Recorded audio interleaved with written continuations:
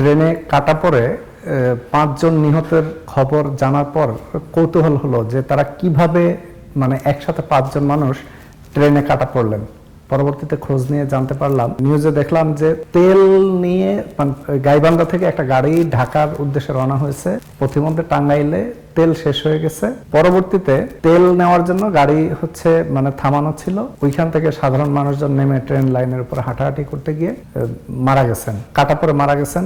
আর অন্যদিকে এর মধ্যে ঈদের সময় আরেকটা দুর্ঘটনা ঘটেছে পদ্মা নদীতে, দৌলতদিয়া ঘাটে ফেরি পারাপারের সময়। সেখানে হয়েছে যে লোকজন গাড়ির ভিতরে ছিলেন এবং পরবর্তীতে তাদেরকে নিয়ে মানে নদীতে পড়ে গেছে।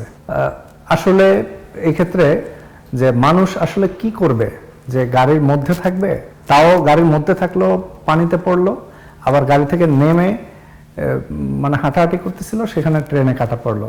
এই ক্ষেত্রে আমাদের যেটা করতে হবে যাত্রী হিসেবে প্রথমে যে আসলে নিজেদের মানে একটু মানে সেন্স কাজ করতে হবে যে আসলে এ ধরনের পারাপারের সময় আমরা গাড়িতে থাকবো না, মানে নিচে নামলো আবার বিপজ্জনক কোনো রেল লাইন বা অন্যান্য রাস্তার উপরে, হাইওয়েতে, মহাসড়কে এর উপরে ঘোরাঘুরি করব না।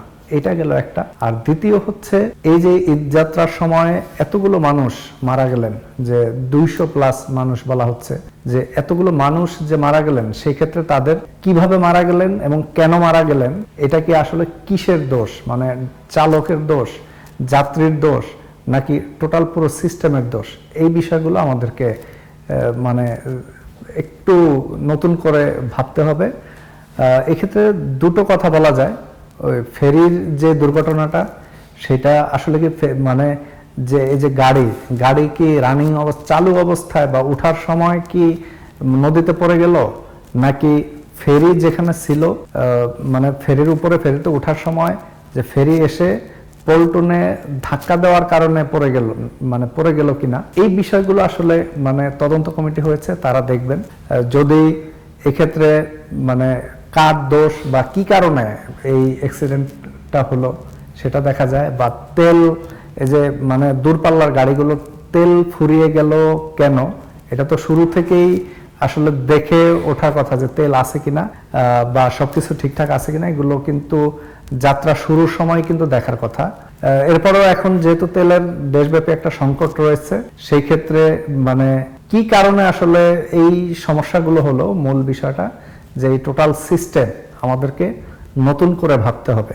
আশা করি এই সিস্টেমের কারণে মানে ইরান যুদ্ধে যত মানুষ মারা যায়নি, মানে একটা যুদ্ধ বিধ্বস্ত দেশে যেভাবে মানুষ মারা যাচ্ছে, তার চেয়েও ভয়ঙ্কর বাংলাদেশে আমাদের এখানে রোড অ্যাক্সিডেন্টে মানুষজন মারা যাচ্ছে।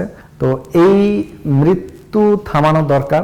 বিগত দিনে যেভাবে চলেছে এখনো যদি সেইভাবেই চলে, তাহলে নতুন সরকারের বা নতুন যারা দায়িত্বে এসেছেন তারা এই বিষয়গুলো আরো বেশি ভাববেন এবং নিরাপদ সড়ক যেন হয়, বা আমাদের এই যে যাত্রাপথ, এই যাত্রাপথটা যাতে নিরাপদ হয়, এজন্য সরকার, গাড়ির মানে পরিবহন মালিক, শ্রমিক এবং আমরা যারা যাত্রী রয়েছি তাদের সবাইকেই আসলে এসব বিষয়গুলো ভাবতে হবে এবং সচেতন থাকতে হবে।